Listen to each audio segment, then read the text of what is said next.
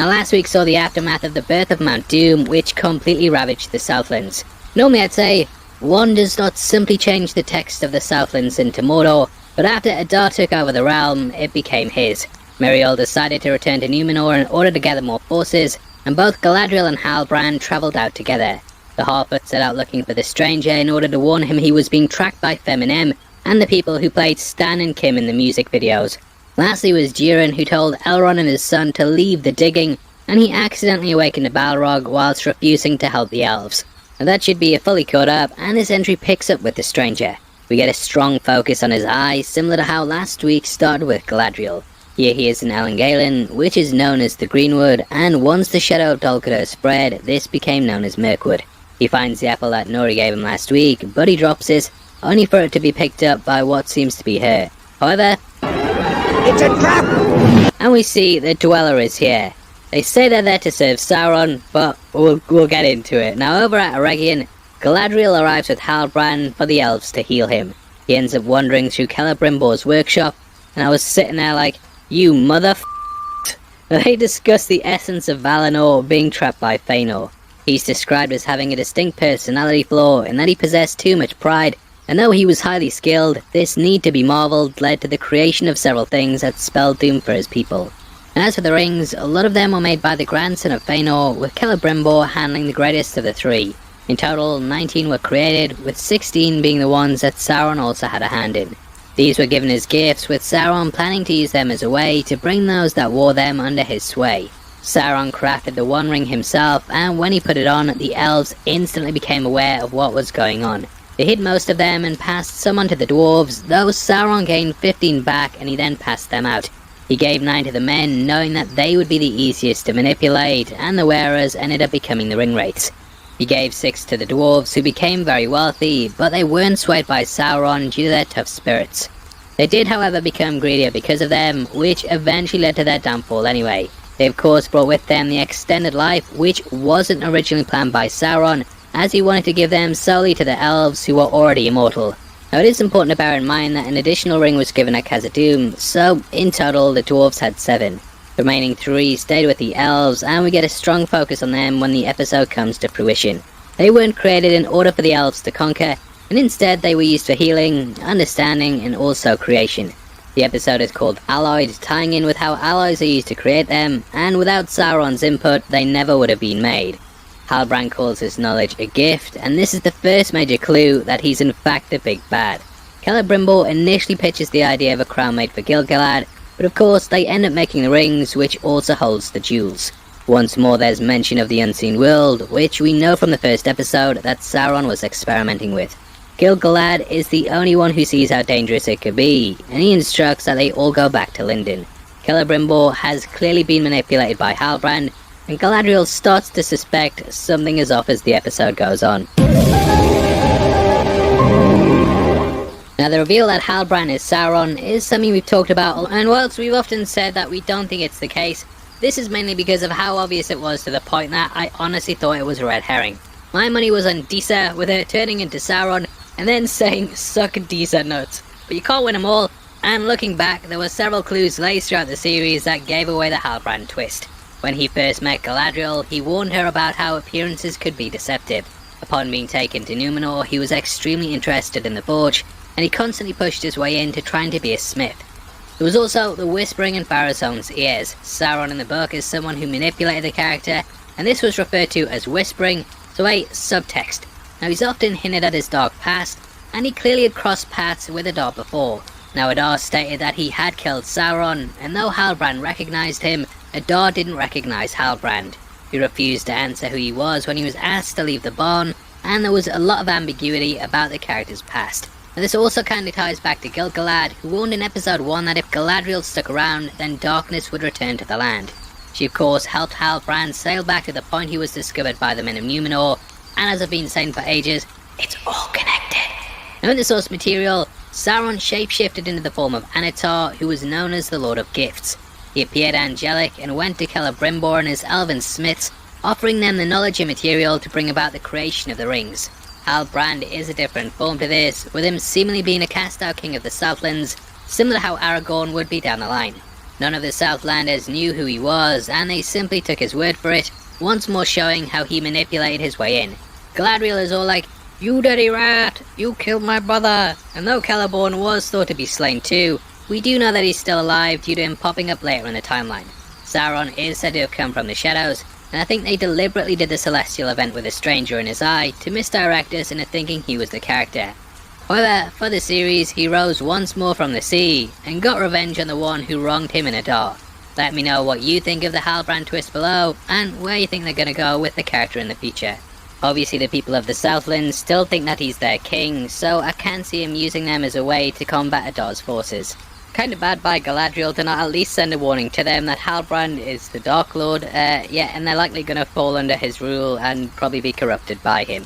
Cut back to Numenor, and we see Arion being tasked by Pharazôn to capture the likeness of the king before he passes away. After being the second dying king this week that mistook a woman at his bedside for someone else, she travels out to the Palantir. The king warns her about the fall of Numenor, which is likely an event the second season will focus around. This was more about the little pieces that came together for the creation of the rings, so I can see season 2 having that as a pivotal point. We never learn what happens with the Palantir, and also Isildur is a plot point that's dropped. However, his horse went off the leash last week, and I can see it being a similar situation to what happened with Aragorn in the Two Towers. Beric ended up finding him, and I'm guessing that the same thing's gonna happen with your boy. On top of this, we never have resolution to the Balrog thing either, and it all kind of felt like a missed opportunity for a season finale. Either way, Elrond drops the line, "Hope is never mere, not even when it is meager." Which is something that Gil-galad said in episode 1. The clip keeps getting flagged and the video keeps getting blocked, so here it is over a still image. "Hope is never mere, Elrond, even when it is meager." Now from here we cut to Sauron blondes. That's the worst one ever. They explain the Hermit Hat star constellation. This can only be spotted in Rune, and they start to basically make him feel like I do when people start to gas me off that I'm better at breakdowns than Doug is. No one is though, mate. Not getting gassed on this. Honestly, I felt it was a mistake doing the gifts line from Halbrand earlier, as it kinda ruined any tension due to it now being clearly him that was Sauron and not the stranger. They kinda played their hand on this by giving us the reveal earlier, and it was a similar thing with the Mordor change, where the audience was ahead of the show and waiting for it to catch up to them. Now we see that the Harfoots have snuck in using ghillie suits from Call of Duty, and they go to rescue him. However, it's a trap! But the stranger ends up saving his friends after a battle with the three. I really like the way this was presented, and the effect work on it, with the stones and environment floating around. That worked really well in my opinion. Elements of it kind of riffed on the breakdance fight from the Fellowship, with the Harfoots showing their strength of character in taking a stand against far more powerful beings. Throughout these breakdowns, we've talked about how the stranger needed a staff to harness his powers, and this is presented to him in the form of Nori giving him the Dwellers. Had me imagining a world where the stranger gets to become Sauron, and he ends up delivering a speech riffing on the one that he dropped to the Balrog. He mentions sending them back to the shadows, and also reveals another form of them in which they appear like white figures. This is similar to how the ring wraiths did when Frodo put on the ring, and they realise he's not the stranger and call him an Istar. Though we don't get it confirmed, it is heavily hinted at that the stranger is Gandalf for a number of reasons. They play slightly loose with it and have him dropping a line similar to what Gandalf did in the Fellowship of the Rings. "When in doubt, Eleanor Brandyfoot. Always follow your nose." This is a play on, If you can't hear nothing, always follow your nose. This changes things from the book, as originally the Blue Wizards came to Middle-earth first, and then Gandalf didn't arrive until much later in the timeline. He also came from the sea, whereas he drops down through a meteor. I've been rewatching the Peter Jackson trilogy in preparation for this show, and there are several lines that give us hints towards the stranger being Gandalf. Firstly was his love for the Halflings, which the show is now telling us developed due to his relationship with the Harfoots. There's also one of his many nicknames. When Gandalf is resurrected as the White Wizard, he recounts some of the things that he was called in the past, and tells Aragorn that he was named the Grey Pilgrim. The stranger, of course, wears all grey, and even the beard and hair he carries are similar to Gandalf. The Istari were ageless, but they all appeared as elderly men so that they come across unassuming and frail to those that face them. This wasn't the case, and just like things were with Sauron, appearances could be deceptive. This was a pretty obvious twist, so no prizes for getting it right, and it was made even more obvious by the fact Amazon kept the character's name a secret. Had it just been a normal wizard, I guess they would have let us know in advance, but still, the Stranger is one of the stronger characters in the series. I'm glad to see them, including Gandalf with him. Ooh, you suck! Sadok sadly dies, which is Sadok, and the long and winding road ends for our traveller here. Whereas the Half-Bloods used to abandon people to die, here they sit with Sadok as he passes away. It's a shame you didn't give that opportunity to other people, you monster. Now, we could have crossed to the Numenorians and see Miriel trying to practice her paces. Got lots of vibes of the scene in The Great Escape, in which they try and pretend Donald Pleasance isn't blind, and Elendil mentions why he helped out Galadriel. Earlier in the season, we learned his name also meant Elfriend, and the pair make a pact together. Now, though it doesn't happen in this finale, sadly, we know what happens with Miriel in the kingdom, and that this ability will clearly allow people to manipulate her. They return to find black flags strung up on everything, announcing that the king has sadly passed away. Elsewhere at Eregion, we see that they're now experimenting with the unseen world, and Halbrand once more provides clear guidance on how to create the rings. At this point, Galadriel reveals that she's actually looked into the whole Halbrand thing, and that turns out that was a f***ing lie.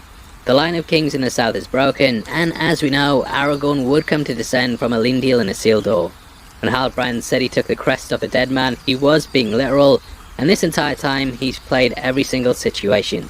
Now here he puts Galadriel in a fantasy with Finrod, in which they discuss his dagger. You might notice that there's two interweaving colours of gold and silver here, which are meant to represent the two trees of Valinor. It's a similar scene to how the opening of the season played out, and in this fantasy he tries to manipulate Galadriel into seeing Sauron wants peace. This will of course be under his rule, and he wants her to touch the darkness once more. He breaks out of this though, and we're transported to the boat. Sauron plays it like he's just a nice guy, but Galadriel sees through the deception and the sweet words. Similar to how Galadriel was tempted with the One Ring in Fellowship, we get him trying to tempt her here. He says the line, I would make you a queen, stronger than the foundations of the earth. Which is a callback to this line said by Galadriel in Fellowship. So the Dark Lord, you would have a queen! Stronger than the foundations of the earth! Or is it a call forward? I don't know. Now he sees rule as saving people, and makes her realise that it's not going to go down well with management when she tells them she saved Sauron. I think this is what stops her from telling people that he's the Dark Lord, and instead she's like, just don't trade with him again. I don't think she gives a strong enough reason for this, but moving on. Now, similar to how she almost drowned in episode 2, she goes back into the water, but here she's saved by Elrond instead of Halbrand. The three rings are then pitched so that there can be balance, and using Finrod's dagger, they create an alloy for them. Back with the Half-Bloods, we see as they've started to put plans in place to move on, and learn that the stranger is heading out to Rune. Similar to how Bilbo broke off from the Hobbit's ways and went on an adventure, Nori has decided as well that she wants to go east with him. I think they might potentially end up introducing more wizards next season, and we may see the Blue Ones, Radagast the Brown, and even Saruman. I thought these goodbyes were the strongest parts of the episode, and we end with a hug from Poppy, who's now put in charge of leading the caravan. I feel like when Nori comes back, she'll find them settled in the Shire, which was known for its safety. It's the opposite side of the map to Mordor, so it's the most likely place that they go in order to get away from everything. Galadriel sacrifices the dagger, and in doing so she says goodbye to the last thing that her brother owned. This symbolises her quest for revenge being over, and what happens in Mordor stays in Mordor, I guess. However, Elrond does end up discovering the scroll, but it's too late. The elves have now been saved, but they made a deal with the devil in order to do it. The Mithril is dropped into the materials, and this creates what looks like the Eye of Sauron before they're finally made. Don't know if I'm reaching, but I also thought this marking looked like the constellation, but again, it might be a reach. Anyway, we end with the Eye of Sauron, calling back to the imagery that we talked about earlier. Sauron has ventured out to Mordor, namely Mount Doom, to likely forge the One Ring and take back his land. We then close out to a song, and this sings the words that Tolkien wrote about the creation of the ring. Next season will likely be Sauron versus Adar, and he will once more take back his land and go even further to becoming the Dark Lord. And that wraps up the episode, and I thought it was an okay finale that kind of went through the motions that we expected. Obviously we needed the Sauron reveal, the reveal with the stranger, and everything kind of fit into place, so whether you are on board with it to this point, I think is very much going to decide how much you enjoyed it. There are a lot of things that's going to be divisive, like the stranger being Gandalf, but I've been expecting this for a while now and kind of saw it coming, so I was kind of used to it. I did enjoy the fight that he had, and I am kind of interested to see where they go with him. Also, the Sauron reveal was okay. There were some bits that were a bit clunky, and obviously they went through the whole "join me and we can rule this land together" speech that is often given by villains to the hero. So it was okay, you know, it delivered on what I thought it would, but I don't think it completely knocked out the park. It was just serviceable, if that makes sense. As soon as Halbrand walked in, almost acting like a completely different character, I was like, yeah, I can see where this is going, and not to pat myself on the back, but a lot of theory times turned out to be true, which isn't necessarily always a good thing. Now, as for my thoughts on the series, I think that it's had its ups and downs and provided an uneven ride overall. The road goes ever on, and so does the moaning, and though I enjoyed most of the characters, I think that my main faults with the show were down to its pacing and structure. Every time I talk about this, someone inevitably pops up and says that they like slow stories and don't mind the pace at all. That's totally cool, and hopefully those people can also understand why that style isn't for everyone. This is something the producers themselves have alluded to, with them saying they try to mimic the long and drawn out world building style of J.R.R. Tolkien. I think it works well in a book where you can just go at your own pace on stuff, but a TV show is a different format that can falter if you draw things out too much. Longer pacing can work if you're invested in what's going on, but I found the mysteries were too clearly telegraphed for me to wonder about them too deeply. In general, some plots were way more intriguing than others, and Galadriel spent a lot of the season telling people that Sauron was coming. Even after they eventually listened to her, they still had to do things like episode 5, where they prepped all the ships and trained, instead of just getting into the meat. Just give me the meat and give it to me raw, is basically what I'm saying. And because of that, I felt the series got bogged down a bit too much with some of the slower moments. Though the Peter Jackson trilogy has its slow moments too, we have the MacGuffin of the ring that's driving the plot forward, and also the paranoia that some of our favourite characters could be corrupted. This season didn't really have that, and for a show called Rings of Power, beyond the last episode, we didn't really get that much of a focus on them being created or used. I also think that for newcomers that there were some things that weren't really explained enough for people to invest themselves into. Morgoth was mentioned heavily in the intro as being the big bad, and then we switched to Sauron without any real explanation, to the point that I don't think people who know who these are will even understand why Morgoth was included. Even things like the Balrog's birth get skipped over, and if you don't know about it being on Earth because the dwarves dug too deep, then you'd have no idea why it randomly appeared. During the Fort's motives were also really weird, as it's almost like he had this prior knowledge that Balrogs could be found, so he had to stop the digging. The source material says that the Balrog attacked because the dwarves are too greedy. Here though, Durin didn't want to dig too deep for completely unexplained reasons. Just little things like that where I think they could have fleshed out motivations and explanations, and though things like it didn't ruin the show for me, it did bring the score a bit lower. Now, as always, I want to talk about what I like too, so these reviews feel a bit more balanced. Obviously, the visuals and production standard of this are really high, and there was a major feeling of scope and scale throughout the entire season. Bear McCreary did an excellent job of scoring the series, and they definitely have the materials here to do big things in Season 2. Though Galadriel is getting a lot of hate online, I'm going to say something controversial, I actually like the arc of her being vengeful over her brother's death, and then having to find a way to navigate out this darkness. Though she was a Karen at points, this was meant to be the point of the character, and Halbrand very much showed her how you get more bees with honey instead of with vinegar. I think the guy who played Elendil was really good, and watching him being forced into putting his son on the line shows how things are going to progress in the direction of their eventual arcs. For me, the standouts, however, were the dwarves, and I think that Durin, Disa, and all the stuff with Elrond added a real heart to the show. This cemented the idea that we can find common ground with others and help them if the opportunity arises. So I like that stuff. I just wish the focus of the series had more interesting things in it this season. They could have done a Game of Thrones thing where we got invested in Finrod as Galadriel's brother, only to see him murdered at the end of the season by Sauron, who'd go on to get hyped up as a big villain. Instead, this is skipped over in a 5-minute scene, and it's a missed opportunity to have our hearts crushed along with Galadriel's. So yeah, that's my thoughts on it, and I think that was probably a misfire to release this alongside House of the Dragon.